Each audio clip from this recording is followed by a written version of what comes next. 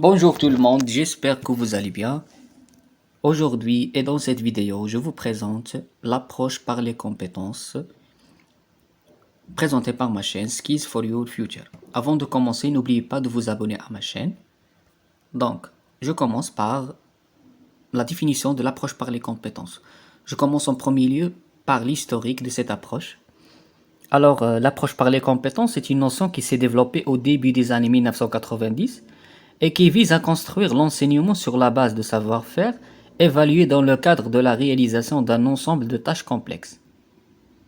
Bien évidemment, dans les années 80 et avant son apparition dans le domaine scolaire, l'approche par les compétences ou APC était adoptée dans les formations professionnelles visant à perfectionner les compétences de personnel et améliorer leur productivité.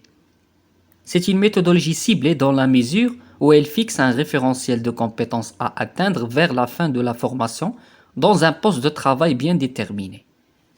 Dans le processus enseignement-apprentissage, l'approche par les compétences permet à l'élève d'acquérir des compétences durables susceptibles de l'aider dans son parcours éducatif et dans sa vie quotidienne. Elle met l'accent sur tout ce qui est fondamental afin de garantir une meilleure transmission des savoirs. L'approche par les compétences s'appuie ou bien repose sur le principe learning by doing, c'est-à-dire l'apprentissage en action. Elle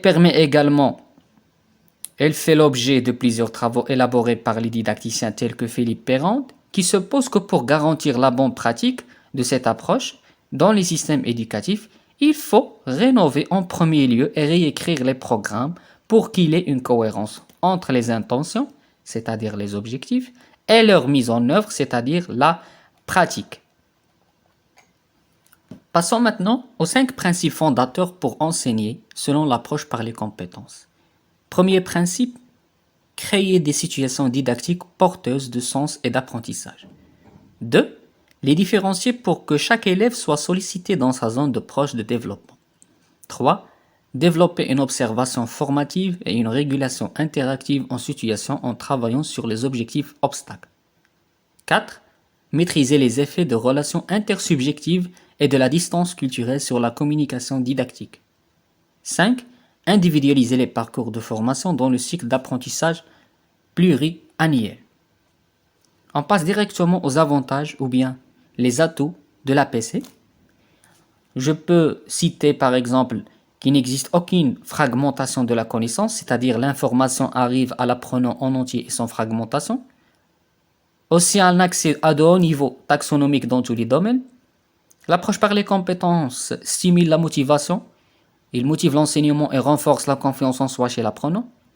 Comme elle facilite le feedback, elle permet l'évaluation de l'étendue de la suffisance et elle engage des processus heuristiques tels que la mobilisation, l'intégration et le transfert des ressources. Maintenant, comment peut-on construire une compétence et comment l'évaluer? Pour construire une compétence, le professeur propose des tâches à réaliser qui impliquent différents degrés de maîtrise, des remédiations qui constituent le cœur des apprentissages. Les aides sont diverses, telles que les productions écrites, les productions orales, anticipées pour permettre de répondre à des difficultés différentes d'éventuels approfondissements. Un élève est compétent lorsqu'il parvient seul à réaliser des tâches complexes. Donc la notion de la compétence est liée à la notion des tâches complexes. Alors, en bref, pour évaluer des compétences, il faut évaluer plusieurs fois et accepter l'erreur. 2. Évaluer en situation complexe. 3. Évaluer une performance et non un produit. 4. Développer autant que possible l'auto-évaluation des élèves et pour cela expliciter l'évaluation des professeurs. Je passe directement aux limites de l'approche par les compétences. Donc, il existe un manque de clarté dans les problématiques liées aux compétences. On observe peu d'uniformité dans le vocabulaire et les méthodes utilisées, ce qui représente un travail de recherche et de réflexion sur le positionnement à adopter en la matière.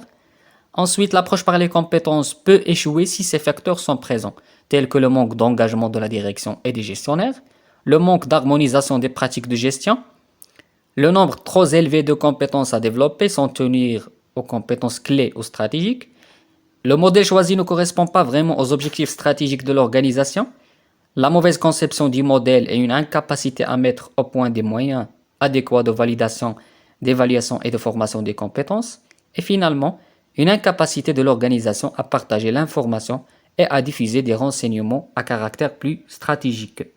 Voilà, cette vidéo touche à sa fin. N'oubliez pas de vous abonner à ma chaîne et à bientôt.